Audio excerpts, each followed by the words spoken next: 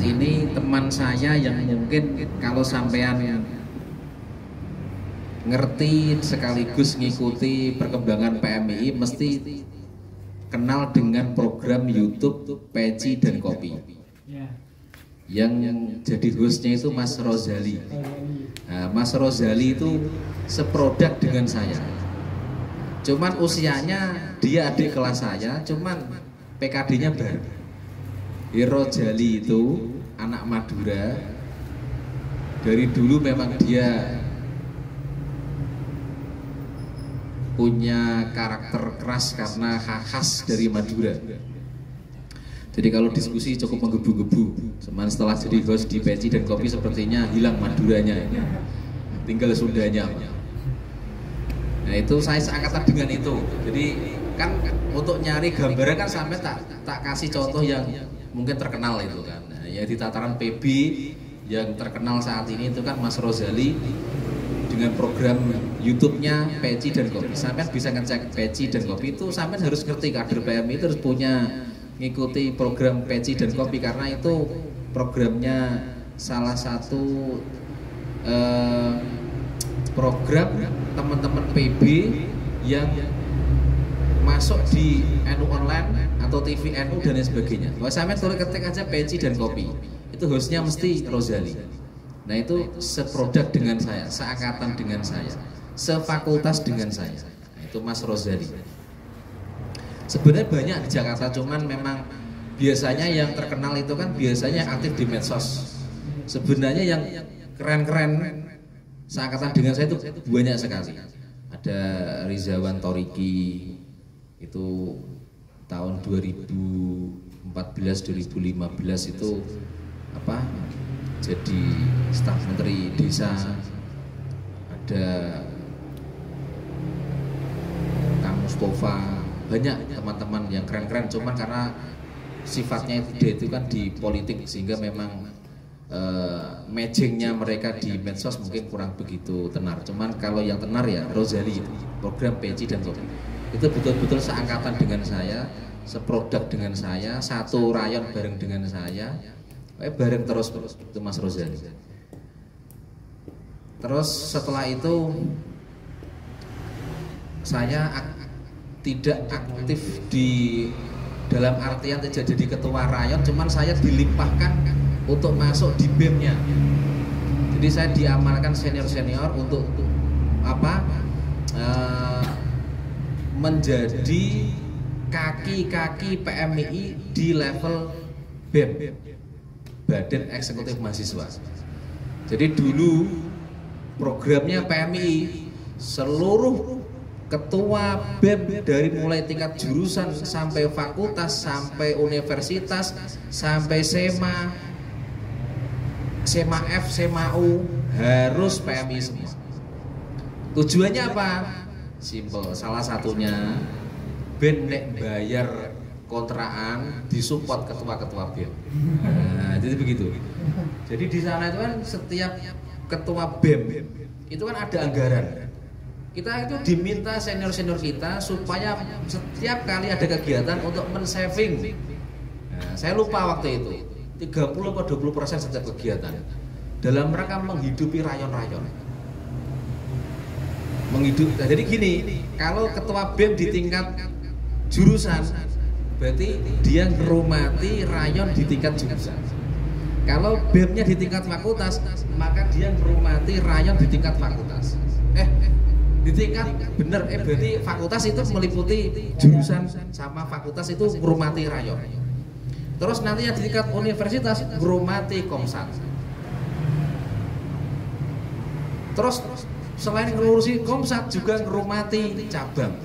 Jadi keuangannya PMI Jogja selain donatur tidak tetap itu adalah dari BEM-BEM yang ada di seluruh kampus yang memiliki wakil-wakil di masing-masing kampus. Ini sampai kalau nggak diceritani orang dalam nggak ngerti, karena ini sangat rahasia sekali. Makanya waktu saya di IPMAFA, saya pun senantiasa mensupport supaya ke depan itu salah satunya dipikirkan disiapkan kader yang mumpuni, yang memang layak jual, sehingga itu begitu. Waktu di IPMAFA, saya mendorong, kalau Staib saya udah percaya, udah kepegang pasti, nggak mungkin enggak. Cuma berani apa enggak nyeviknya itu aja. Takut kena KPK nih. Jangan salah, zaman saya pun ya kena banyak. Karena kalau vulgar, memang harus sangat hati-hati. Kita harus mudah. Sampai kita itu sudah punya langganan catering. Catering makan baru di situ. Kayak main notanya di situ. Ini tak ajari gimana ya, jelek apa enggak ini. Jadi kita sudah punya kerjasama. Kita sudah punya kerjasama catering, makan, snack, kita sudah punya semua. Peralatan sudah punya semua. Jadi itu jadi langganan semua. Jadi program jurusan apapun, fakultas apapun, mesti ya notanya ajak itu semua. Toko-tokonya itu aja toko-tokonya, nggak berubah-berubah. Karena itulah toko-toko yang sering kita jaga kerjasama. Makanya akhirnya non sewu gitu. Kalau sampai ngontrak di Pati, mungkin angkanya mungkin masih bisa terjangkau ya. Tapi kalau sampai ngontrak rumah di Jogja, itu kalau bantingan nggak cukup seluruh kader kalau bantingan. Kecuali bantingannya HP 11 ya, lain cerita. Tapi kalau bantingan seikhlasnya, tak pastikan nggak mungkin. Maka disitulah support dari BEM itu sangat penting. Makanya kalau ada pemilwa, semua senior yang sudah lulus pun turun semua. Sudah angkatan 2 tahun lulus, 3 angkatan lulus, turun semua. Memastikan supaya tradisi selama 40 tahun di UIN tidak pernah gagal, jangan sampai gagal. Jadi UIN itu kepegang teman-teman PMI itu 40 tahun. Sampai kalau pas memilba, sampai akan melihat wajah-wajah yang gak layak jadi mahasiswa. Karena apa? Itu senior-senior yang sudah, tapi kalau sudah nikah rata-rata sudah enggak, tapi senior yang sudah belum menikah, sudah lulus sekalipun, mesti turun. Karena apa? Memastikan semua proses berjalan sesuai dengan rencana. Wah, itu sama kalau percaya kalau pemilwa itu. Semua kantor-kantor KPU dijaga teman-teman PMI semua. 2 hari sebelum menjelang coblosan itu, nggak ada teman-teman PM tidur. Dijaga betul. Termasuk kita nahan kartu mahasiswa dengan cara baik-baik ataupun dengan cara tidak baik-baik. Gitu. Karena dalam rangka itu sangat, ya ini memang ini cerita di masa agak tahu. Semoga sekarang nggak begitulah. Semoga sekarang mainnya cantik. Kalau dulu zaman itu begitu. Makanya saya termasuk akhirnya waktu ditugasi karena saya dianggap punya pesona untuk dijual waktu itu. Nah, itu begitu, pesona untuk dijual. Akhirnya dilempar untuk dicalonkan salah satu ketua di Fakultas Dakwah UIN Sunan Kalijaga di tahun itulah, di zaman saya. Jadi saya nggak pernah jadi ketua kayak Mas Ulin Nuha, sebelumnya ketua rayon, habis itu ketua komsat, habis sekretaris cabang, sekarang ketua cabang. Karirnya itu kan menarik, akselerasinya itu. Memang kayaknya dia tuh memang Mustafa, tapi tanpa Shallallahu Alaihi Wasallam.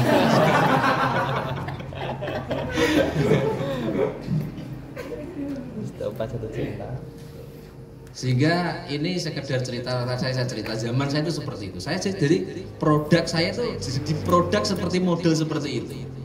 Di produk dengan model seperti itu. Jadi memang kita akhirnya betul-betul bahu membahu. Jadi antara eksekutif sama ya legislatif sama yang ekstra, itu kita selalu bermain terus itu. Jadi kalau ada program mau kita ngumpet-ngumpet itu nggak mungkin lolos. Ketua harian mesti datang. Saya dengar mau ada acara. Jangan lupa loh ya, listrik belum bayar. Siapa orang itu? Jangan lupa listrik belum bayar. Oke, siapa bilang gitu. Ya karena itu tadi kita sudah punya catering, itu sudah punya tetap, aman semua sudah. Jadi kalaupun ada pemeriksaan kampus bagian keuangan nelpon catering, apa betul anak-anak PMI BEM ini ngadain acara pesan di sini harga sekian? Betul Pak. Karena ada kompak. Itu langganan kita semua sudah itu. Makanya saya mikir, ya ini kita politisi kelas mahasiswa aja begini. Apalagi kalau politisi yang kelasnya kelas kakap-kakap kayak gitu, kayak apa model gitu. Tapi tetap kita niati di waktu itu memang tidak ada nyari keuntungan. Murni memang dalam rangka untuk menghidupi rayon, menghidupi komisariat, sekaligus menghidupi cabang. Di zaman saya, nggak tahu kalau zaman sekarang. Model-model seperti itu berani apa ya? Jadi saya produknya seperti itu, produk itu, modelnya. Kalau masalah program kurang lebih sama. Biar azan lewat dulu, kita nikmati suara merdu azan, muadzin hebat kita. Sallallahu ala Nabi Muhammad. Dari cerita flashback di masa lalu mengenai jejak-jejak saya di pergerakan mahasiswa Islam Indonesia. Dan saya sering mengatakan saat saya masuk di PMI itulah memang banyak sekali hal-hal yang cukup menarik. Termasuk pada saat saya ditawari untuk maju jadi ketua BEM, saya menolak awalnya. Sampai akhirnya saya masih ingat ada senior saya waktu itu semester 14 namanya Kang Aziz menemui saya. Terus beliau cerita, aku dungu-dungu awam ditawari ketua BEM kok awam ra gelem kenapa? Tak kandhani ya ana wong bodoh karena dipaksa untuk pun jadi bodoh. Tapi ada orang pintar karena dipaksa menjadi pintar. Sampai percaya apa tidak? Orang ikut organisasi itu secara tidak langsung mesti akan mendapatkan banyak pengalaman, mendapatkan banyak sensasi, mendapatkan banyak cerita-cerita lika-liku yang itu cukup menjadi tambahan kosakata dalam proses kehidupan kita. Saya akhirnya menyadari betul, akhirnya saya luluh waktu itu dan menyatakan oke, siap dan siap maju sekaligus siap bertarung menghadapi IMM, menghadapi kami, menghadapi HMI dan beberapa organisasi-organisasi lain. Dan setelah memang saya jadi, saya betul-betul merasakan luar biasa sekali dampak positif yang saya dapatkan setelah saya ikut masuk di organisasi, baik intra ataupun ekstra. Salah satunya yang paling sepele adalah kita itu sering bertemu dengan orang-orang baru. Sering, contoh sampean kalau nggak ikut organisasi PMI, saya yakin siang ini sampean paling rebahan, mandangi HP, nonton HP, kalaupun enggak ngopi, jagungan ngalor ngidul, paling dibahas women kan gitu kan, kurang lebihnya kan begitu. Tapi karena sampean ikut PMI dapat undangan, terus dapat hidayah dari Allah, sampean datang ke sini. Saya hakul yakin, bukan berarti kok saya mengatakan mesti sampean dapat ilmu, tidak. Tapi setidak-tidaknya yang kita bicarakan itu insya Allah sesuatu yang mungkin bisa menjadi manfaat dalam kehidupan kita. Termasuk tema hari ini yaitu mengenai refleksi tahun baru Hijriah dalam tahun baru Islam dalam apa? Ngono tok berarti ya temanya. Di samping ini nyari ngirit itu kan, juga tepet-tepetan kayak gini deh. Saya percaya memang biasa malaikatan, bandingan, pokoknya memanfaatkan sesuatu yang cukup juga kreatif gitu. Karena ya tadi biasanya kemiskinan itu yang melahirkan banyak ide. Oke, jadi saya pengen cerita begini. Saya mengawalinya pengen memberitahu, menceritakan sekaligus merefleksikan tahun baru Hijriah. Kita mulai dari bulan Muharram. Kemarin saya sudah sedikit cerita dengan Mas Ulin sekaligus Mas Ulil bahwasannya bulan Muharram ini termasuk dalam Quran arba'atun hurum, yaitu Dzulhijjah, Dzulqa'dah, Rajab dan juga Muharram. Saya pengen cerita lagi begini.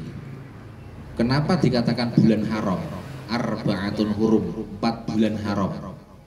Ternyata 4 bulan haram ini meskipun dengan nama yang lain, tapi di zaman masih jahiliyah, ternyata 4 bulan ini dengan nama yang lain Karena ada nama Muharram, Dzulhijjah, Dzulqa'dah itu setelah diberi nama oleh Khalifah Sayyidina Umar bin Khattab. Sebelumnya nama lain, cuman bulannya sama di bulan-bulan itu. Jadi orang-orang jahiliyah di waktu itu sudah meyakini kalau ini adalah bulan keramat. Tapi dalam konteks dua hal. Satu, orang tidak boleh saling berperang. Yang kedua, orang tidak boleh melakukan kezaliman baik untuk dirinya ataupun orang lain. Jadi dua hal itu, dua hal pokok itu. Jadi waktu masih zaman jahiliyah pun ternyata orang-orang yang meskipun sangat barbar sekalipun itu kalau sudah ada 4 bulan ini, Dzulhijjah, Dzulqa'dah, Rajab dan Muharram, mereka tidak berani untuk berperang. Mereka akan istirahat di rumah. Yang mereka biasanya dagang sampai ke luar negeri, sampai ke negeri Syam, sampai ke negeri Yordan, Persia dan sebagainya. Mereka tidak melakukan itu di 4 bulan ini. Terus mereka melakukan apa? Mereka di rumah kumpul dengan keluarganya, bercengkrama. Yang ininya menghindari perjalanan jauh, menghindari apalagi sampai pertumpahan darah. Makanya di zaman 4 bulan itu, di zaman jahiliyah yang barbar sekalipun nggak ada perang. Tapi namanya lain, bulannya namanya lain. Sayyidina Umar akhirnya membuat kalender Islam. Awalnya mau memilih tahun baru Islam diawali dengan kelahirannya Nabi. Sejarahnya banyak. Jadi ada sahabat-sahabat itu mayoritas mengatakan bulan tahun baru Islam dimulai tanggal 1 adalah lahirnya Nabi. Itu suara mayoritas para sahabat. Sampai akhirnya ada salah satu sahabat mengatakan, kalau kita mengawali tahun baru Hijriyah, tahun baru Islam, belum Hijriyah malah, tahun baru Islam dengan mengawalinya di tanggal kelahirannya Nabi, maka itu sifatnya personalnya Nabi. Kalau tahun baru Islam dimulai sejak lahirnya Nabi, maka itu sifatnya adalah personalnya Nabi. Terus apa kalau memang itu dengan personal Nabi, sampean pengen masukannya apa?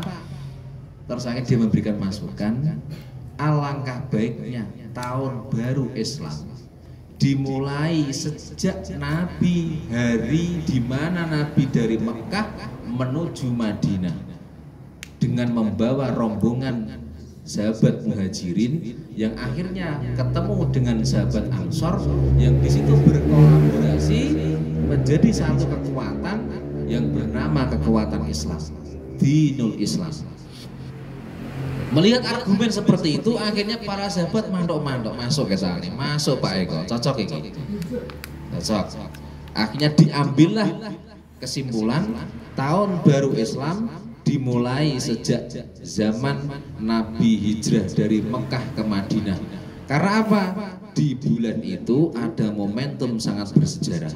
Hijrahnya Nabi yang pertama di Taif itu gagal. Hijrahnya Nabi di Taif gagal, sehingga tidak bisa menjadi acuan kalau itu hijrahnya Nabi. Akhirnya diakui hijrahnya Nabi adalah saat Nabi hijrah dari Mekah ke Madinah, yang akhirnya gayung bersambut. Ternyata orang-orang penduduk Madinah sudah mendengar kebesaran Nabi, sudah mendengar ajaran-ajaran Nabi, dan mereka meskipun belum ketemu Nabi, mereka sudah sebagian menyatakan iman kepada Nabi. Hanya saja tinggal menunggu memantapkan keimanan mereka setelah Nabi sampai ke Madinah. Makanya Nabi saat mau menuju ke Madinah, berita tersiar kabar penduduk Madinah sudah menunggu. Maka disitulah akhirnya para sahabat menyambut Nabi dengan alat musik pertama dalam Islam adalah rebana itu. Makanya saya cah-cah seneng solawatan, entah Syahr mania, apa Zahir mania, apa Anza mania, entah Ulin mania itu kan. Itu itba para sahabat Ansor sahabat-sahabat Nabi di Madinah yang telah menunggu Nabi untuk menyambut kedatangan Nabi beserta sahabat Muhajirin. Saya sudah pernah dengar ini cerita ini. Kalau belum pernah dengar berarti termasuk sampean beruntung. Alhamdulillah. Ternyata begitulah cerita awalnya begitu. Awal mula tahun baru Hijriah Islam itu begitu ceritanya. Makanya biar sampean ingat tahun baru Hijriah Islam itu dimulai di zaman Khalifah Sayyidina Umar bin Khattab. Ini kan sekedar sampean biar ngerti, oh ternyata begitu awal mulanya. Nah memang saya mengatakan, kalau orang Jawa mengatakan sebulan ini Muharram sasi keramat, memang betul keramat. Dalam Islam pun saya mengatakan keramat dalam tanda kutip. Saya mengatakan keramat karena di hijrahnya Nabi di bulan Muharram inilah Islam akhirnya menjadi penentu sampai pati apa tidak. Sampai Kudus apa tidak, sampai Kayen apa tidak, itu penentunya di bulan ini. Maka betul-betul keramat, momentum yang sangat bersejarah sekali. Cuman sampai orang Jawa akhirnya muncul perjanjian Syekh Subakir sama Sabdo Palon Noyo Ginggong, nah, gitu kan. Belakangan lagi muncul lagi katanya Nyi Roro Kidul nyam-nyam gawe digawe. Pertanyaannya berarti angger tahun anak Nyi Roro Kidul metu siji. Bukti ini angger tahun mantu kan berarti angger tahun dua anak siji kan begitu. Kalau perjanjian saya Subakir sama Sabdo Panoyo Ginggong itu dimulai tahun 1800-an. Jadi ada yang mengatakan itu serat tanah Jawa bohong. Itu bikinan Kiai Ngabdullah yang menceritakan perjanjian Syekh Subakir sama Sabdo Panoyo Ginggong bahwasanya 500 tahun kemudian agama orang Jawa kembali ke nenek moyangnya. Jadi harusnya tahun-tahun ini. Sampai hitung mundur saja. Perjanjian dimulai tahun berapa? 1400-an. Sudah 500 tahun harus. Dan terbukti kan tidak ada. Memang itu dalam rangka propaganda. Kiai Abdullah itu sebenarnya santri. Ada yang mengatakan dia santri Kajen. Ada yang mengatakan loh ya, dia dulu mondoknya di Kajen. Terus akhirnya dibidik salah satu Belanda. Sebenarnya orang Belanda bidik banyak orang. Tapi dilalah yang diprospek dan mau akhirnya Kiai Abdullah. Nah, dia disuruh untuk membuat suatu rekayasa cerita bahwasannya dia dapat wahyu bahwasanya agama yang benar adalah agama Kristen. Karena dia membawa embel-embel kiai, maka ternyata banyak orang yang namanya di Indonesia apa sih nggak laku. Ngaku nabi aja laku. Ngaku nabi aja laku. Ahmad Musaddiq itu berapa pengikutnya? Orang mau baiat dengan Ahmad Musaddiq bayar 20 juta. Bayangkan. Begitu kan gitu aja. Pengikutnya sampai 600.000 seluruh Indonesia. Padahal baiat aja 20 juta.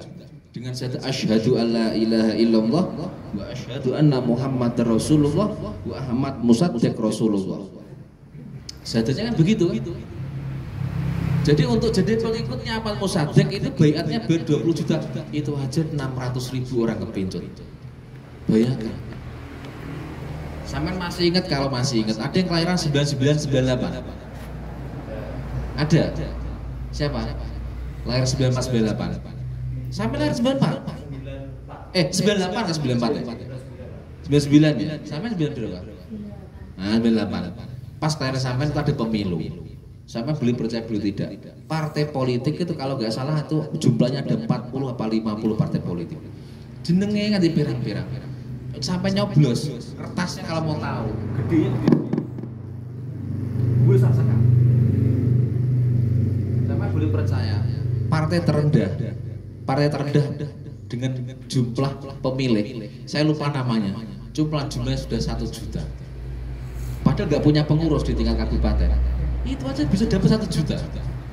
Makanya sampai bikin apa saja, grup togel semisal, banyak begitu sampai itu. Wong bungi saja pengikutnya banyak sekarang kok. Selebeo katanya gitu kan. Itu aja banyak pengikutnya. Pecintanya BTS juga banyak, anti BTS juga banyak. Grup anti BTS itu banyak pengikutnya. Setiap bikin status mesti dicantumkan anti BTS. Itu aja pengikutnya banyak banget. Maka sampai bikin apa saja di Indonesia, tak pastikan mesti punya pengikut. Kalau nggak percaya, sampean besok memproklamirkan diri sebagai wali. Nggak usah nabi ketinggian, nabi ketinggian. Sampai memproklamirkan diri wali di Facebook. Sampai terpunya ajaran Molimo, semisal. Kalau Molimonya Islamik kita kenal, itu nggak boleh maling, diwalek semua. Untuk maling, untuk medok, untuk judi, untuk madat, untuk mateni, kita diwalek. Tak jamin banyak pengikutnya. Sampai nanti bikin tingkat-tingkatan surga itu kan. Ada surga anggur itu kan. Nanti kalau nggak beruntung dia turun itu kan. Surga apel apa-apa itu kan. Tapi sampai punya pengikut mesti. Kalau nggak percaya buktikan. Mesti ada yang ikut kalau di Indonesia. Ya itu saja. Wong Bungi saja punya pengikut. Apa coba juga diambil pelajar dari Bungi itu kan. Paling juga terbiru melet-melet itu kan. Itu aja pengikutnya banyak kan. Sampai ngomong-ngomong ngerti Bungi apa enggak itu? Ngerti kan? Yang Citayam gitu loh. Citayam Fashion Week gitu. Itu aja sampai pengikutnya banyak sekarang. Yang terbaru, yang kemarin rame itu. Apa ya kemarin? Saya agak lupa itu. Sidikiyah, yang rame di Jombang kemarin. Sampai tahu pengikutnya berapa? 5 juta anggota. 5 juta anggota. Mas Beci itu punya anggota 5 juta. Siap jihad katanya. Siap jihad untuk membela Mas Beci. Masa sampai kalah sama Mas Beci? Mas Soin pengen nyoba. Itu bukti maksudnya. Kenapa begitu? Saya kalau dulu jadi dosen, saya sering mengatakan sama teman-teman mahasiswa. Saya pernah membaca buku karangan dari salah satu dokter di UI, sosiolog UI mengatakan, pada saya ini bacanya sudah saya jadi mahasiswa dulu. Ternyata benar. Sampai detik ini itu masih masih sangat relatif, masih sangat apa ya saya mengatakannya? Masih sangat relevan sekali sampai detik sekarang. Beliau mengatakan di dalam buku itu yang sekarang sudah banyak beredar, kali itu sudah familiar. Dulu kan nggak begitu familiar. Beliau mengatakan orang Indonesia itu karakternya adalah daun kering. Daun kering itu sifatnya mudah dibakar. Yang kedua, kalau ada angin gampang terombang-ambing. Ada angin ngidul melok ngidul, angin ngulon melok ngulon, angin ngetan melok ngetan, angin ngalor melok ngalor. Itulah karakter Indonesia, warga Indonesia. Kenapa begitu? Karena tingkat pendidikan orang Indonesia salah satu terendah di dunia. Minat baca orang Indonesia terendah se-Asia Tenggara. Timur Leste bukan Asia Tenggara loh ya, saya umumkan biar sampean Pak. Jadi kita itu kalah sama Malaysia. Orang Malaysia dalam 1 tahun, rata-rata orang Malaysia menghatamkan 1 buku. Makanya untuk ukur itu nggak usah rumit-rumit, cukup ukur sampai sendiri-sendiri. Sampai setahun itu sudah pernah nggak khatam 1 buku? Buku apa saja? Yang penting jangan komik gitu aja. Buku pernah nggak khatam?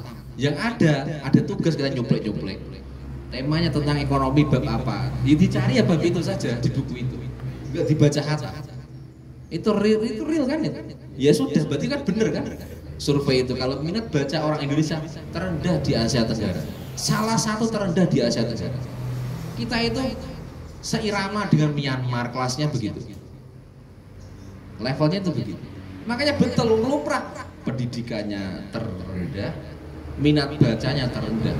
Makanya lumrah kita pernah dijajah selama 350 tahun. Kenapa bisa begitu? Karena orang Belanda atau penjajah baik zaman Portugis sengaja membuat politik membodohi orang-orang Indonesia. Orang untuk sekolah, ben orang pinter-pinter, ben gampang dibodohi, gampang diakali, gampang dia pusing. Makanya sekarang tinggal mikir saja. Sampai detik ini pun di mana-mana terjadi penjajah. Wong bodoh-bodoh mesti jajah wong pinter. Mas pen sampai detik ini pun berlaku. Meskipun mereka nggak penjajah, tapi di mana-mana mesti orang pinter mesti menjajah orang bodoh. Makanya saya pesan, musuh utama pemuda saat ini ada dua. Satu kemalasan, dua kebodohan. Catat. Musuh pemuda saat ini adalah kemalasan dan kebodohan. Sampai iso ngelawan loro iku wali sampean. Wali ulil. Jadi kok sampean kok lewat desa tiba-tiba 30 tahun yang akan datang ngono pelang wali ulil iki. Karena dia sukses melawan dua hal tadi itu. Kebodohan dan kemalasan. Atau kayak cewek-cewek ya, biar sampai gak dijajah terus. Ingat dua hal itu. Kenapa wanita sering dijajah? Karena tadi mesti kayak modelnya kayak model Belanda dan Portugis itu. Sampai dibodohi terus. Atau sengaja dibuat bodoh.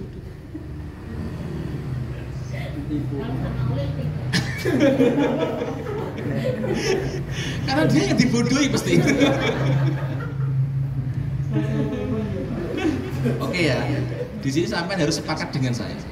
Nggak boleh nggak sepakat. Saya pengen ke depan itu teman-teman di PMI itu betul-betul menjadi mercusuar di dalam bidangnya masing-masing. Karena kan kita nggak mungkin harus dipaksa sama dalam satu hal. Mesti kita akan berbeda. Makanya saya pengen sampai semua nanti menjadi mercusuar di bidangnya Anda masing-masing. Terserah Anda mau bidang apa yang sampai passionnya, nikmat di mana. Itu aja dijalani, diseriusi. Yang seneng masak terus aja tutorial masak, bikin sate, bikin gulai dan lain sebagainya. Atau kalau sampai pengen jadi pionir wajah glowing, sering aja tutorial biar wajah glowing gitu kan. Yang cewek-cewek semisal. Yang penting sampai fokus di situ. Apapun itu yang penting positif. Nggak narkoba, nggak judi dan lain sebagainya. Penting sampai punya passion, matangkan terus. Karena menurut saya sekarang saja orang punya skill hal kecil saja itu sangat bermanfaat. Sampai boleh percaya, skill bisa nyopir saja sekarang itu dicari. Serius saya. Teman-teman dosen di IPMAFA, karena sekarang sudah punya banyak mobil ya, itu sekarang nyari sopir, yang dicari mahasiswa. Ternyata nggak banyak mahasiswa yang bisa nyopir. Skill nyopir padahal ini.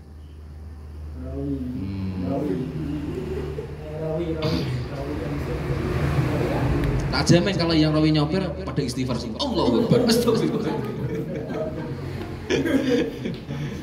Pokoknya di sopir rawi itu banyak zikir pokoknya. Jadi mendadak wali pokoknya setelah itu. Karena mendadak jadi ahlu zikir akhirnya itu kan. Itu ya Mas, sampai harus sepakat kalau lawan kebodohan sama kemalasan, sampai wali. Dalam konteks bidangnya masing-masing. Kalau sampean masih nuruti kemalasan kebodohan, ya siap-siap saja. Gambarannya kita mesti akan dijajah orang-orang yang pintar. Mesti. Di level yang lebih besar lagi, mungkin daerah kita akan mudah dijajah oleh orang-orang yang tentunya entah itu asing atau para oligarki, tentu akan begitu. Bahkan di level bangsa pun itu akan begitu. Kita katakan negara kaya, terus kita sudah masyhur, tambang ada, hasil alam kaya, wilayah sangat luas, jumlah penduduk termasuk terbanyak di dunia, di bawah Cina, India, Amerika dan sebagainya. Tapi tetap kita masih kategori salah satu terbanyak di dunia. Ini kan luar biasa sekali. Tapi kenapa kita masih jadi levelnya negara berkembang? Ya itu tadi, nggak usah ngukur yang jauh-jauh, ukur aja kita sendiri masing-masing. Kita minat baca rendah, pendidikan kita juga kita nggak serius. Bukti nggak serius, sampai jujur saja, sampai bikin makalah pasti banyak copy paste-nya. Bahkan sampai bikin skripsi saja itu banyak copy paste-nya. Sebentar lagi masukin juga sebegitu, banyak copy paste-nya nanti. Gambarnya begitu.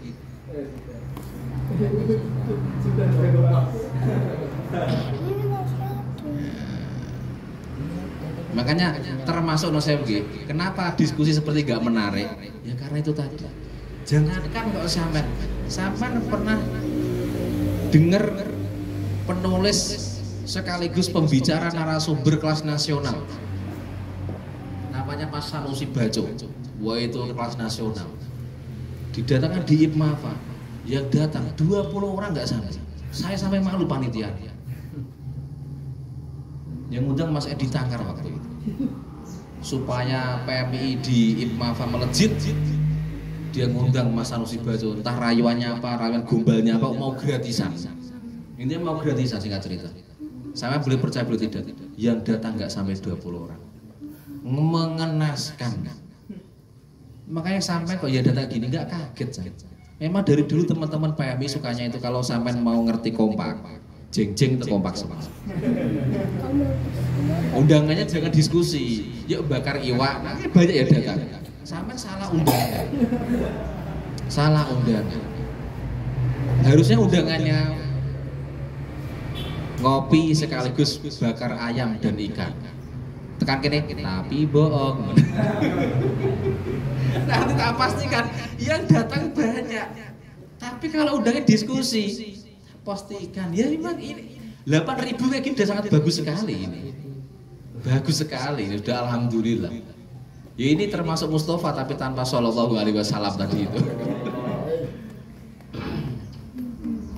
Ya kembali ke tema refleksi, yaitu sejarahnya tadi dimulai Sayyidina Umar bin Khattab sampai akhirnya berkembang yang akhirnya sering kita dengar kita ini statusnya adalah bukan muridnya Nabi, bukan muridnya sahabat, bukan muridnya tabiin dan juga bukan muridnya tabiin. Sehingga kita itu statusnya adalah muridnya ulama.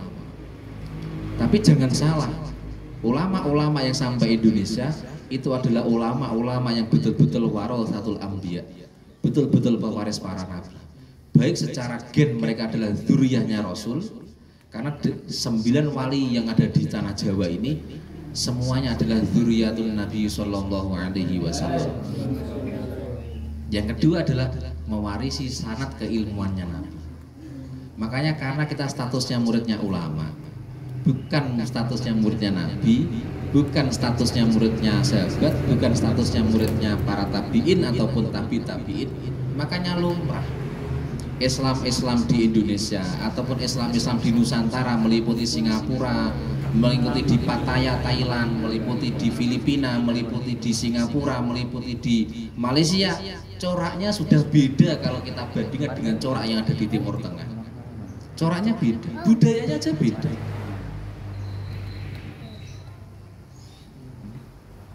Tapi ada pelajaran apa di sini? Pelajarannya adalah begini.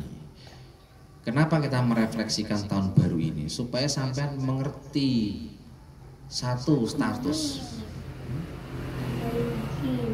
Yang kedua, mengerti apa makna itu hijrah itu sendiri.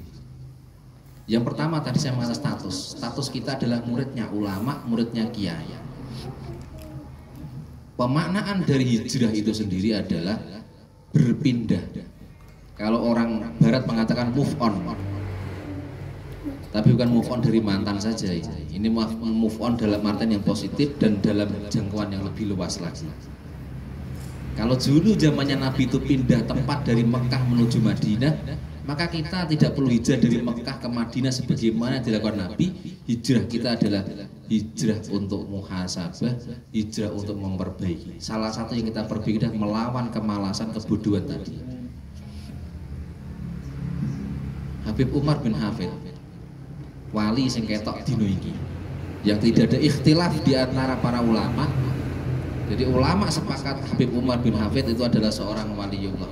Didengungkan oleh ulama-ulama besar, salah satunya Syekh Ali Jum'ah, Grand Mufti yang ada di Mesir, Al-Azhar Mesir. Beliau mengatakan Habib Umar bin Hafid waliyun minal awliyaillah, di hadapan para jamaah, termasuk Syekh Ramadan Al-Buti, termasuk Sayyid Ali Al-Jufri. Itu begitu. Lah beliau mengatakan Kalau kalian pengen merubah orang lain, rubahlah dimulai dari diri Anda sendiri. Barokahnya sampean mau memperbaiki dirinya sendiri, maka barokah itu akan lumeber sampai ke orang lain. Termasuk sampean di dalam konteks ber-PMI ini. Bagaimana kita pengen merubah karakter, pola, sekaligus mindset, pola pikir dari teman-teman PMI adalah salah satunya dimulai dari diri kita masing-masing, khususnya penolan-penolannya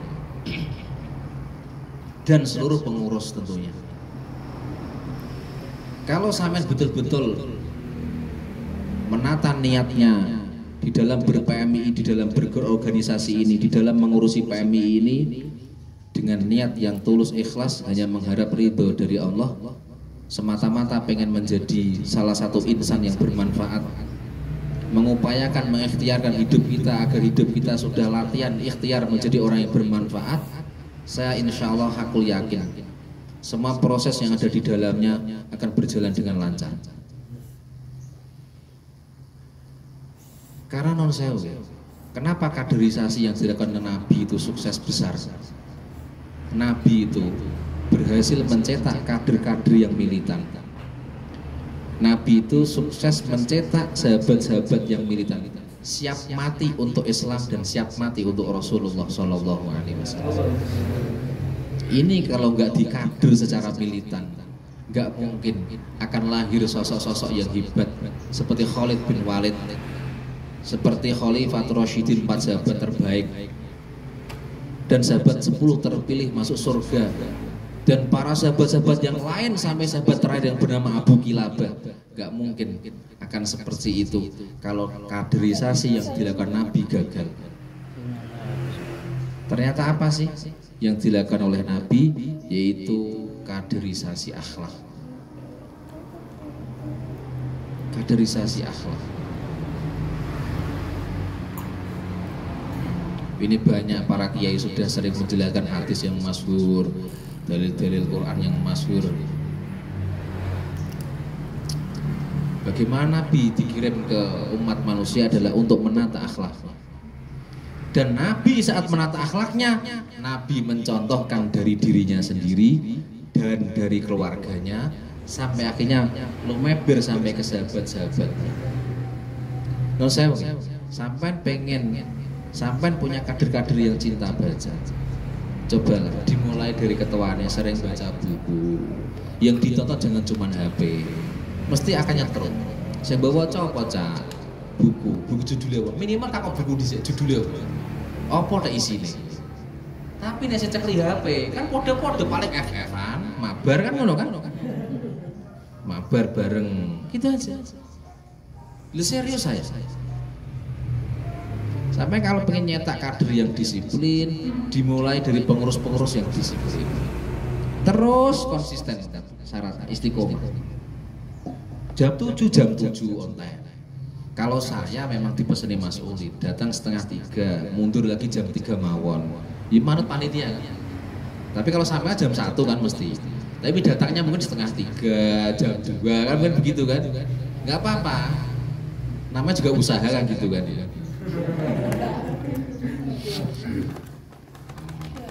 Tapi mulai sekarang coba nanti dalam banyak hal sampai ubah. Sampai nanti insya Allah ngomong sekejap akan sampai ke hati.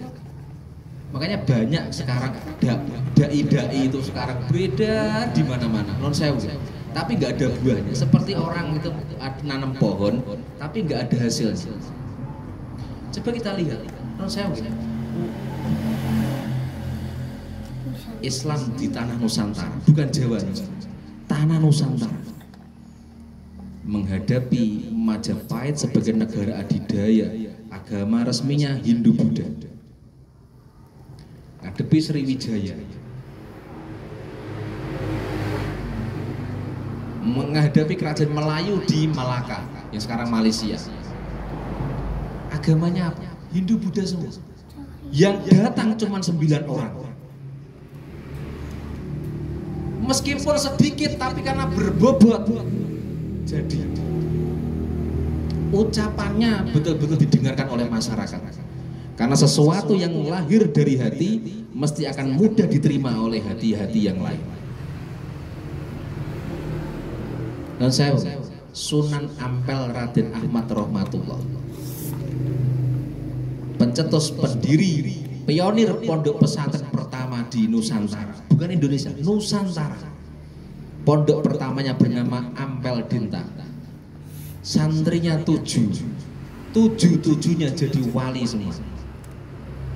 Siapa? Sunan Bonang, Sunan Derajat, Sunan Giri, Sunan Ngudung,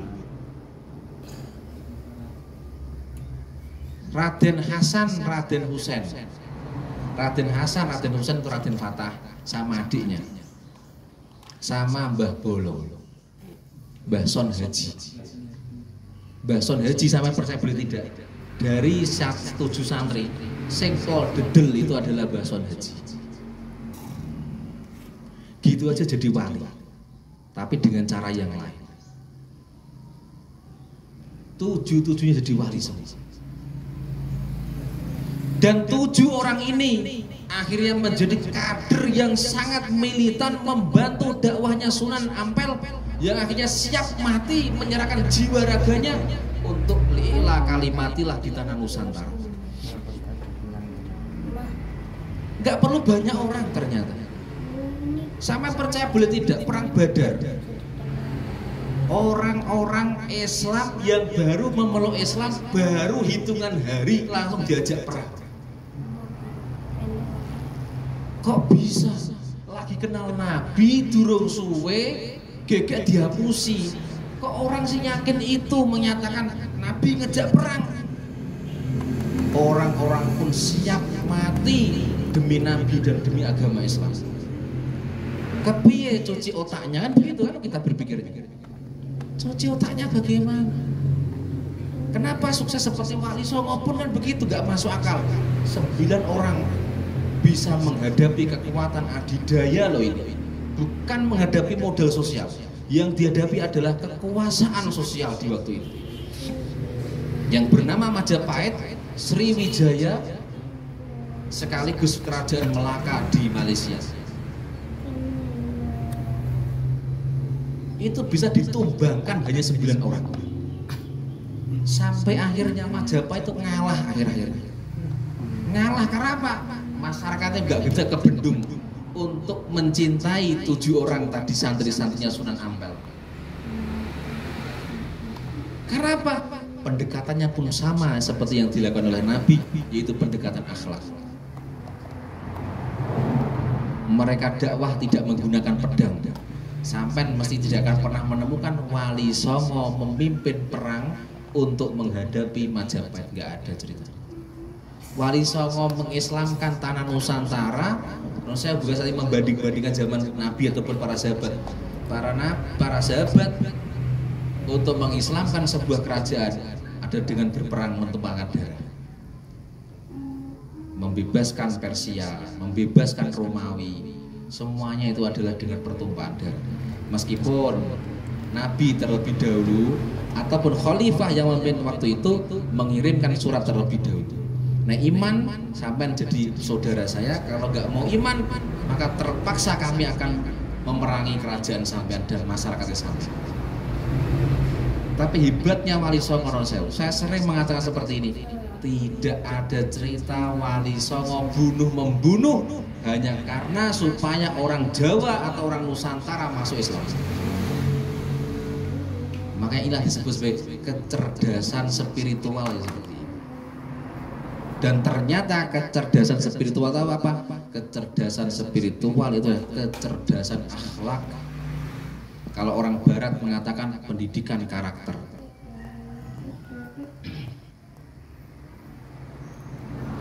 Ini harus kita refleksikan bersama-sama. Jadi ternyata ada sinkronisasi antara sejak zaman Nabi, para sahabat, para tabiin, para tabiin, sampai kepada ulama-ulama yang sampai ke Nusantara ini, modalnya adalah modal akhlak. Sampai kalau ngerti Imam Malik, mungkin ada yang pernah cerita atau ada yang belum pernah dengar sama sekali. Imam Malik itu betapa agung akhlaknya. sampai beliau tinggal di Madinah tapi tidak pernah buang hajat sekalipun di tanah Madinah. Apa yo haram kalau kita buang hajat di Madinah? Buang air kecil, buang air besar apa haram? Enggak. Tapi apa alasannya Imam Malik tidak mau buang hajat di Madinah? Karena di tanah itu Nabi dan para sahabat pernah tinggal.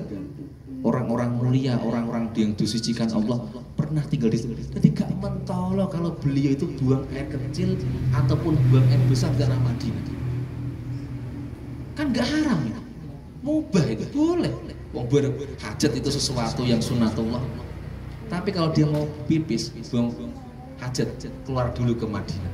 Baru udah kan, masuk ke Madinah.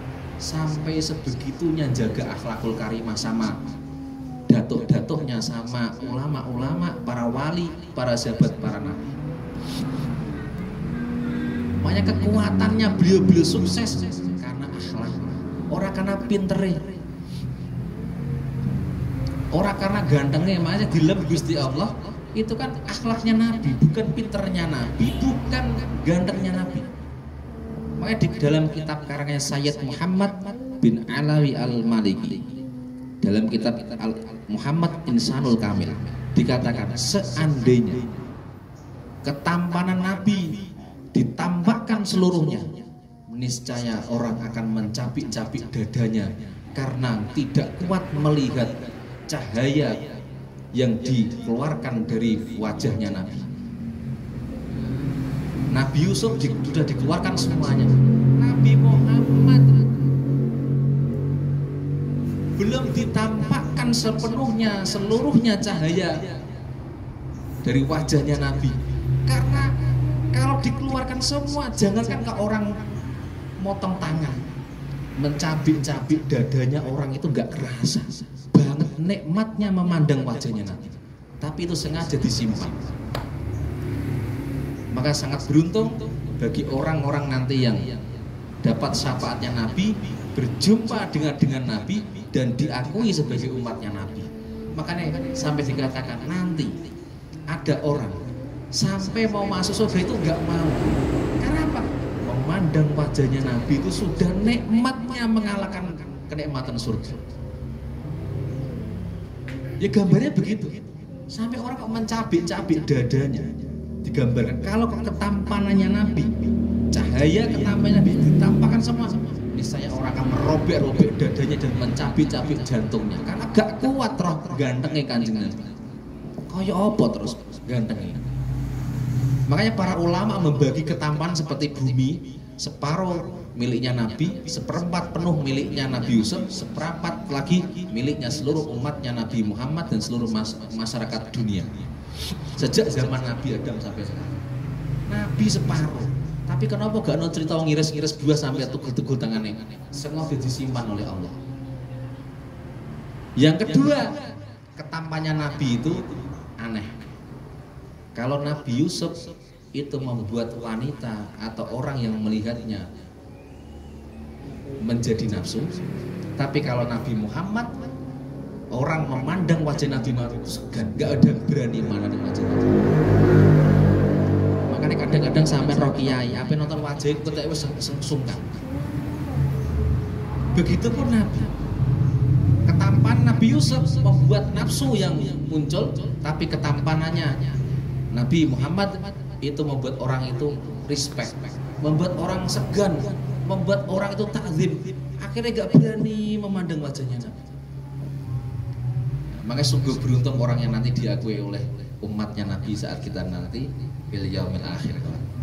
Ya semoga kita semua termasuk golongannya orang-orang yang akan diakui sebagai umatnya Nabi Muhammad sallallahu alaihi wasallam. Sallu ala Nabi Muhammad. Salam pergerakan. Ben ora ngantuk. Sallu ala Nabi Muhammad.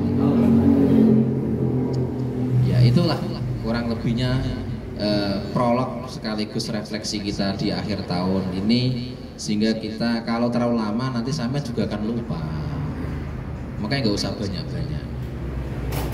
Kalau ada yang pengen tanya silakan tanya, kita diskusi bareng. Intinya saya di sini sebagai fasilitator. bukan sebagai narasumber, kita ngobrol santai saja. Terima kasih. Shallu ala Nabi Muhammad.